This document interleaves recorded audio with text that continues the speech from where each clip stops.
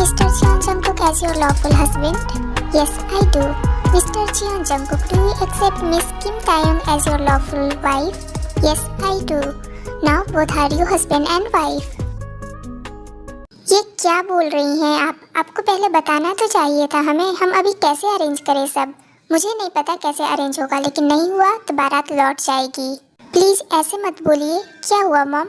इनसे क्या पूछ रही हो? मैं बताती हूँ। एक BMW के लिए बोला तो बोल रही है अभी कैसे अरेंज होगा? BMW? क्या आपको BMW एक टॉय लगती है आंटी, जो कहते ही आ जाए? और आपको चाहिए ही क्यों? क्यों चाहिए का क्या मतलब? लड़के वाले हैं हम। प्लीज मिस जियोन समझिए बात को, सभी देख रहे हैं। इसमें समझना क्या है? हमें तो BMW चाहिए। इतना होनहार लड़का है मेरा। क्या तुम कुछ नहीं बोलोगे? मेरा बेटा संस्कारी है, बड़ों के सामने नहीं बोलता तुम्हारे जैसे पटर पटर। ओह, बोलता नहीं है। सही कहा आपने आंटी, बड़ा ही संस्कारी और होनहार है आपका बेटा। देखा मैंने। एक काम कीजिए ना, इसको लेकर बाजार में बैठ जाइए, ढेर सारे आ जाएंगे BMW वाले।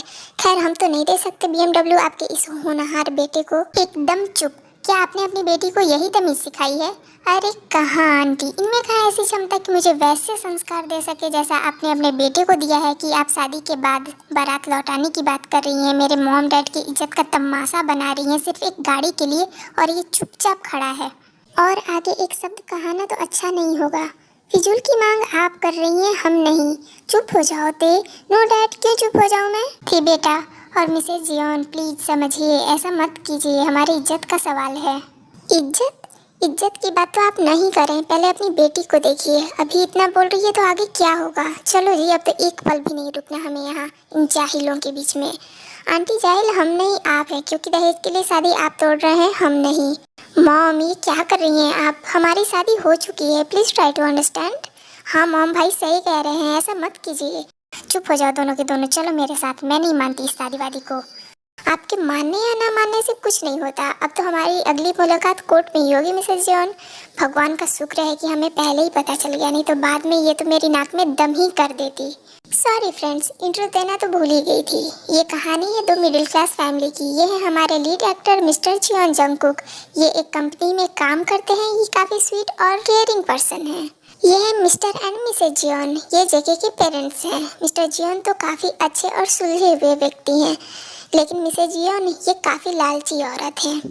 इनसे मिलिए, ये हैं जेके के छोटे भाई मिस्टर जियोन सुका। ये काफ़ी केयरिंग और स्वीट हैं। अब इनसे मिलिए, ये हमारी लीड एक्ट्रेस मिस किम तायोंग। ये काफ़ी स्वीट नेचर गर्ल है, लेकिन जब बात इनकी फैमिली पर आ जाती है तो सामने वाले की खैर नहीं। ये है मिस्टर एंड मिसेज किम, ते एंड जिमिना के पेरेंट्स। मिस्टर किम का एक छोटा सा फ्लावर शॉप है, और ये है मिस किम जिमिना, मिस्टर RM की छोटी बेटी। नेचर से काफ़ी नॉटी है और अपने फैमिली से बहुत ज़्यादा प्यार करती हैं। अब आगे। मॉम, आपने उनसे कार क्यों मांगा? अगर आपको चाहिए था तो मैं खरीदता ना आपके लिए कार। आज तक तेरे डैड तो खरीद नहीं पाए और ये खरीदेंगे। क्या आप मुझे इतना नाकारा समझती हैं कि मैं एक कार नहीं खरीद सकता? तुझे खरीदने की ज़रूरत ही क्या है? देखना अब के बाद मैं तेरी शादी एक ऐसी लड़की से करवाऊंगी ना। बस मॉम चुप हो जाइए, मुझे नहीं करनी दूसरी शादी। ते मुझे पसंद थी इसलिए मैंने उसे शादी के लिए हाँ की। और आपको क्या लगता है शादी करना किसी गुड्डे गुड़िया का खेल है? कि आज इससे कर लिए कल उससे कर लिए? ते मेरी वाइफ है मॉम, और ये बात आप अच्छे से समझ लीजिए। वहाँ मैं आपकी इज्जत के चलते चुप रहा, लेकिन और नहीं मॉम। किस इज्जत की बात कर रहे हैं आप भाई? अगर आज किसी की बेइज्जती हुई है ना तो वो सिर्फ ते भाभी और उनके फैमिली की। चुप हो जाओ दोनों के दोनों। आने से पहले ही उस लड़की ने हमारे घर में इतना कोहराम मचा दिया है। अगर आ जाती ना तो ना जाने क्या हो जाता। किस किस को चुप करवाओगी तुम? हमें करवा सकती हो, लेकिन दुनिया को नहीं। दहेज के लिए तुमने तोड़ा है अपने बेटी की शादी, मैंने तोड़ा है ना तो मैं ही लाऊंगी अपनी बेटी के लिए चांद जैसी दुल्हन। बस कीजिए मॉम, बस। अब एक बार और कुछ कहा ना तो मैं घर छोड़कर चला जाऊंगा। यहाँ सारे लोग धीरे धीरे जा रहे थे। कुछ जजमेंटल टॉकिंग में लगे थे तो कोई कुछ। आर्यन और जिन चुपचाप बैठे हुए थे। आर्यन, अब क्या होगा? हमारे घर की पहली शादी थी और टूट गई। अब कौन करेगा हमारी ते से शादी? डोंट वरी मॉम, रोइए मत। आप क्यों रो रही हैं? आपको तो खुश होना चाहिए कि ऐसे लोगों से हमारी जान बच गई। शादी के समय तो गाड़ी मांग रहे थे, बाद में न जाने क्या क्या मांगते। हाँ मॉम, दी बिल्कुल सही कह रही हैं। आपको तो भगवान जी को थैंक यू बोलना चाहिए कि उन्होंने आपकी बेटी को बचा लिया। I am proud of you my baby. मैं हर डिसीजन में तुम्हारे साथ हूँ। यहाँ सब एक दूसरे को हिम्मत दे रहे थे, मगर दूसरी तरफ ते की शादी टूटने की खबर सारे रिश्तेदारों और जान पहचान वाले लोगों में आग की तरफ फैल गई थी। लोगों के फोनों और सवालों से परेशान होकर कुछ दिन शांति से रहने के लिए किम फैमिली आउट स्टेशन चली गई। हे रोज, कैसी हो? जीसू, तुम यहाँ? What a surprise. सरप्राइज तो मैं हूँ। सुना जेकी की शादी टूट गई? हाँ, वो लड़की और लड़की वाले बहुत ही बदतमीज थे। एनीवे, उसे छोड़ो। क्या ये लिसा है? तुमने पहचान लिया? अरे पहचानूंगी कैसे नहीं, कितनी बड़ी हो गई है और ब्यूटीफुल भी, मुझ पे जो गई है। वैसे इसके लिए भी लड़कों के रोज रिश्ते आ रहे हैं, लेकिन यह है कि इसे तो कोई पसंद ही नहीं आ रहा। लिसा को देखती ही रोज की लालच की ज्वालामुखी एक बार फिर से उछलने लगी। पिछले कुछ दिनों से जेके न तो ढंग से खा रहा था न पी रहा था, बस काम में लगा रहता था। उसने रोज से बात करना भी बंद कर दिया था। जेके की इस हालत को देखकर रोज भी परेशान थी और मौके की तलाश में कि कैसे जेके और लिसा की शादी की बात करे। इधर जेके ने कई बार ते से बात करने की कोशिश की, लेकिन ते ने उसका नंबर ही ब्लॉक कर दिया था। एक दो बार जेके ने नए नंबर से बात करना चाहा, लेकिन उसकी आवाज सुनते ही ते उसका फोन काट देती है और नंबर ब्लॉक कर देती है। ते बेटा, मैंने एक वकील से बात की है, हम उन पर केस कर सकते हैं। नो डैड, इसका कोई फायदा नहीं। क्यों बेटा? डैड, मैं उस आदमी के साथ नहीं रहना चाहती जो समय आने पर मेरे साथ खड़ा नहीं रह सका, जो सच का साथ नहीं दे सका। ये केस करके केवल पैसे ही बर्बाद होंगे डैड। जैसा तुम कहो वैसा ही होगा। अब ते वापस से अपने आगे की पढ़ाई करने में लग गई थी। दूसरी तरफ जेके के घर में रोज लड़ाई होने लगी थी। एक तरफ जेके को उसकी माँ के कारण लोगों की बातें सुननी पड़ रही थी, तो वहीं दूसरी तरफ रोज मन ही मन जेके और लिसा की शादी की तैयारियों में लगी थी। रोज के इस बिहेवियर के कारण जेके भी अब चिड़चिड़ा रहने लगा था और कम ही घर में आता था। एक दिन मौका देकर रोज ने जीसू से लिसा और जेके की शादी की बात चलाई। सॉरी रोज, पर तुमने सोच भी कैसे लिया कि मैं अपनी इकलौती बेटी की शादी तुम्हारे तलाकशुदा बेटे से करूंगी? पहले अपनी हैसियत तो देखो, फिर हमसे बात करना। जीसू की बात से रोज को एक तगड़ा वाला झटका लगा, क्योंकि वो तो पहले से ही जेके और लिसा की शादी के मंसूबे बना चुकी थी। लेकिन जीसू ने उस पर पानी फेर दिया। उसके बाद भी जेके के लिए कई लड़कियों के रिश्ते आए, जो या तो उम्र में उससे काफी बड़ी थी या तलाकशुदा। मिस्टर जियोन को भी जेके के लिए अब चिंता होने लगी थी, क्योंकि उसके शादी के टूटे अब 5 साल बीत चुके थे। वो कहते हैं ना, असलियत छुप नहीं पाती। ठीक वैसा ही कुछ हुआ रोज के साथ। धीरे धीरे रोज का लालची चेहरा समाज के सामने आ रहा था। बहुत मुश्किलों के बाद एक लड़की का रिश्ता आया, तो मिस्टर जियोन ने उन्हें मिलने के लिए बुला लिया। नो डैड, आप ये कैसे बोल सकते हैं मुझे? मेरी शादी हो चुकी है, मैं नहीं कर सकता दूसरी शादी। देखो बेटा, मैंने काफ़ी कोशिश की मिस्टर किम से तेरे बारे में बात करने की, लेकिन उन्होंने बताया कि ते अब तेरे पास वापस नहीं आना चाहती है। वो आगे बढ़ चुकी है अपनी ज़िंदगी में। यहाँ आगे बढ़ने की बात को लेकर जेके ये सोचता है कि तेने शादी कर ली है, और वो भी शादी के लिए हाँ कर देता है। लड़की वाले आ चुके थे, सभी आपस में बातें कर रहे थे। जेके चुपचाप बैठा हुआ था। अगर उससे कोई पूछता तो केवल हाँ या ना में जवाब दे रहा था। रोज ने भी बातों बातों में इस बार भी गाड़ी की बात सामने रख दी, और उन लोगों ने मान भी ली। बेटा, अभी तक तुमने शादी क्यों नहीं की? आपके बेटे ने क्यों नहीं की? देखिए बहन जी, इसने शादी इसलिए नहीं की क्योंकि इसे अभी तक कोई पसंद ही नहीं आया। और क्यों कोई पसंद नहीं आ रहा आपकी बेटी को? क्योंकि इसे एक ऐसा लड़का चाहिए जो इसके लिए अपने लिए स्टैंड ले सके, न कि अपनी माँ की पल्लू से बंधा हो। क्या मतलब? मतलब आंटी कि मुझे आपके बेटे जैसा लड़का नहीं चाहिए। क्या? जी हाँ, देखिए ना, आप कब से हमसे सवाल पे सवाल किए जा रही हैं, लेकिन ये है कि चुपचाप बैठा हुआ है। ऐसा लग रहा है कि जो भी आप कहेंगी चुपचाप मान लेगा। इसका अपना कुछ वजूद ही नहीं है। आयु की बातें सीधे जेके को तीर की तरह लगी। उसने भी सोचा कि सही तो कह रही है। अगर सच में मेरा कोई वजूद होता, मैंने अपने लिए स्टैंड लिया होता, तो आज मेरी वाइफ, मेरी ते मेरे पास होती। ये सोचते ही जेके को बहुत बुरा लगा। ये कैसे बात कर रही है? क्या तमीज नहीं है इसको बोलने की? अरे वाह, इनको तो पैसे भी चाहिए और लड़की भी गूंगी चाहिए जो कुछ बोले ही ना। क्या बात है! मुझे नहीं चाहिए तुम्हारे जैसी बहू। मेरा बेटा इतना पढ़ा लिखा है, लाइन लगी है लाइन उसके पास लड़कियों की। पहली बात तो पढ़ाई की बात आप कीजिए ही मत मुझसे, क्योंकि आपके बेटे से ज्यादा पढ़ी लिखी हूँ मैं। ये कहते हुए आयु ने अपना बायोडाटा निकाल कर दे दिया, जिसे देखते ही मिस्टर जियोन को भी एक झटका लगा, क्योंकि आयु पीएचडी होल्डर थी और जेके सिर्फ पीजी। रोज ने मिस्टर जियोन की तरफ देखा तो उनका चेहरा नीचे था। आप कुछ बोलेंगे नहीं? चुप, एक और शब्द नहीं। बहुत बोल लिया तुमने और बहुत सुन लिया मैंने, लेकिन अब नहीं। और समझती क्या हो तुम अपने बेटे को? क्या उसमें कोई हीरे जवाहरात लगे हुए हैं? क्या कोई हूर का परा है तुम्हारा बेटा? सच ही तो कहा है इस लड़की ने, कठपुतली है तुम्हारा बेटा, कठपुतली। और इसमें गलती इसकी नहीं है बल्कि मेरी है। मैंने ही तुमको कुछ ज्यादा ही छूट दे दी है। इसका नतीजा मेरा बेटा भुगत रहा है। उस दिन अगर मैं चुप नहीं हुआ होता ना तो आज मेरे बेटे की शादी नहीं टूटी होती। और रही बात लड़की के पसंद की, तो क्या गलत खोज रही है? तुम ही बताओ, कौन सी ऐसी लड़की होगी जो ऐसा लड़का चाहेगी जो सिर्फ अपनी माँ की बात माने और सब कुछ बर्बाद कर दे। अगर उस दिन ये अपने लिए भोला होता ना तो आज ते इसके साथ होती, मगर इसमें सच के साथ खड़ा रहने की ताकत ही नहीं है। तुमने मेरे साथ साथ इसे भी कठपुतली बना दिया है जो सिर्फ तुम्हारे इशारे पर चले। चलो बेटा, यहाँ तो हमारे सामने इतना कुछ हो रहा है, पता नहीं क्या क्या होता होगा यहाँ बाद में। आई एम सॉरी, आप जा सकते हैं। बेटा, क्या तुम्हें भी ऐसा ही लगता है कि मैंने कुछ गलत किया है? मॉम, आपको अभी भी लगता है कि आपने सही किया है? Are you out of your mind? You know what mom, मुझे बाहर निकलने में खराब लगता है। सब मुझे अजीब नजरों से घूरते हैं और सिर्फ आपकी वजह से। आज मैं अपने प्यार से दूर हूँ, सिर्फ आपकी वजह से मॉम, सिर्फ आपकी वजह से। बहुत शौक है ना तुम्हें शादियां तोड़ने का? मैं तुम्हारा ये शौक बहुत अच्छे से पूरा करूंगा। बहुत जल्दी मैं तुम्हें डाइवोर्स दूंगा। ये क्या बोल रही हैं आप? प्लीज सुनिए ना। रोज ने मिस्टर जियोन को बहुत रोकने की कोशिश की पर वो नहीं रुके और चले गए। रोज को इस बात का इतना बड़ा झटका लगा कि वो वहीं पे बेहोश हो गई।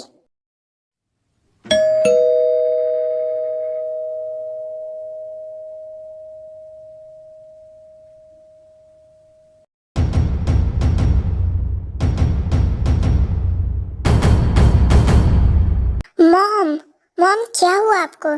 डैड बाहर आइए ना जल्दी। देखिए मॉम को क्या हुआ है। फिर से कोई नया ड्रामा होगा इसका, और क्या।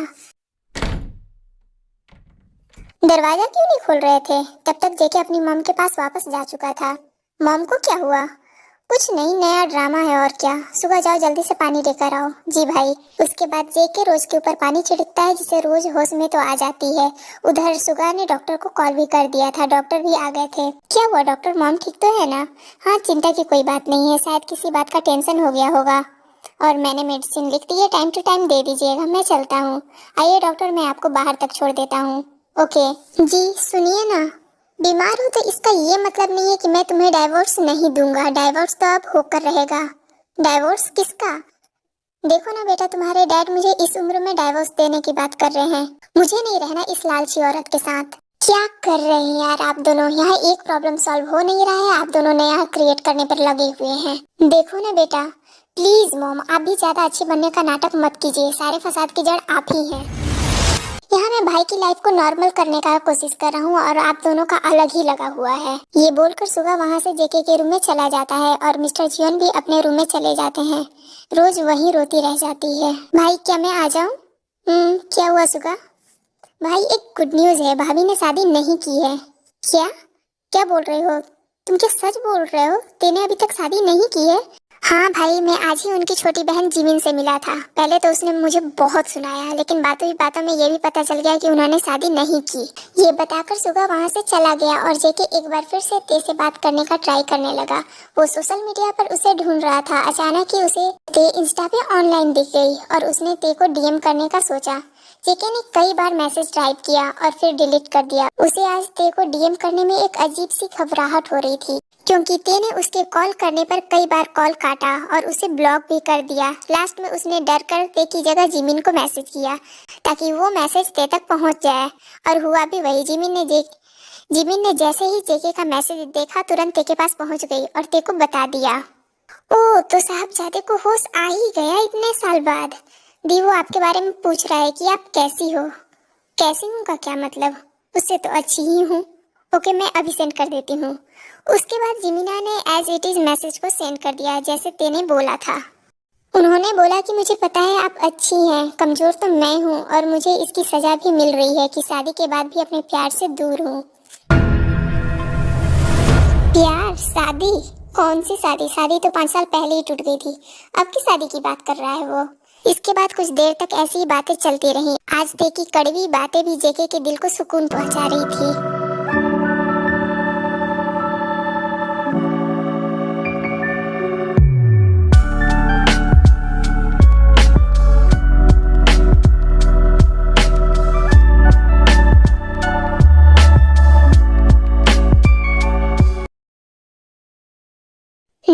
मुझे आपसे कुछ बात करनी है। हाँ बोलो बेटा।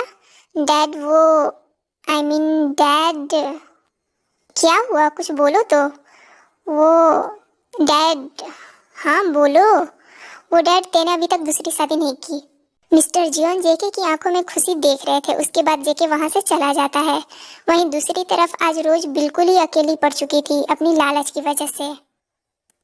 प्लीज मुझे माफ कर दीजिए। तुमने जो हरकत की है ना, उसकी कोई माफी नहीं है, बल्कि सजा होती है, सजा। मुझे हर सजा मंजूर है। इतना आसान नहीं होगा। आप जो बोलेंगे मैं वो करने के लिए तैयार हूँ। सोच लो। सोच लिया है मैंने, पहले ही बहुत गलतियाँ कर ली। अब माफी के लिए जो भी करना पड़े करूँगी। ये औरत इतना बदल कैसे गई? कहीं फिर से कोई कांड करने का तो नहीं सोच रही है ना? ठीक है, देखते हैं। फिर से अगर कोई गड़बड़ की ना, इस बार मैं इसे छोड़ूंगा नहीं। कल तुम सब तैयार रहना, हमें कहीं जाना है। कहाँ डैड? पता चल जाएगा। Okay dad. आज मिस्टर जियोन खुद ड्राइव कर रहे थे, किसी को पता नहीं था कहाँ जा रहे हैं। हम कहाँ जा रहे हैं डैड? पहुँचकर देख लेना।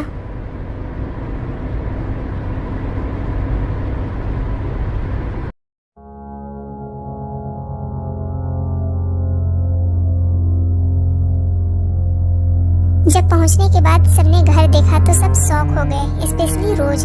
रोज को तो काटो तो खून नहीं वाली कंडीशन हो गई थी, लेकिन मरता क्या ना करता, तो रोज भी पीछे पीछे चली गई।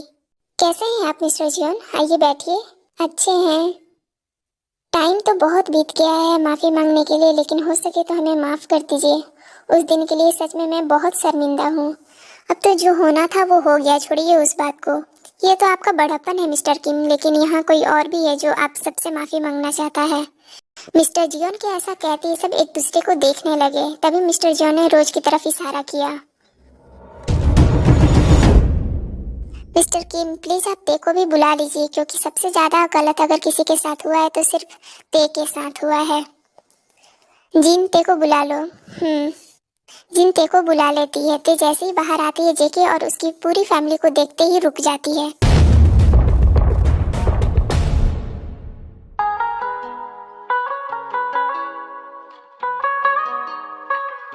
तुम फिर से? क्या और कुछ बाकी रह गया था? आई एम सॉरी ते।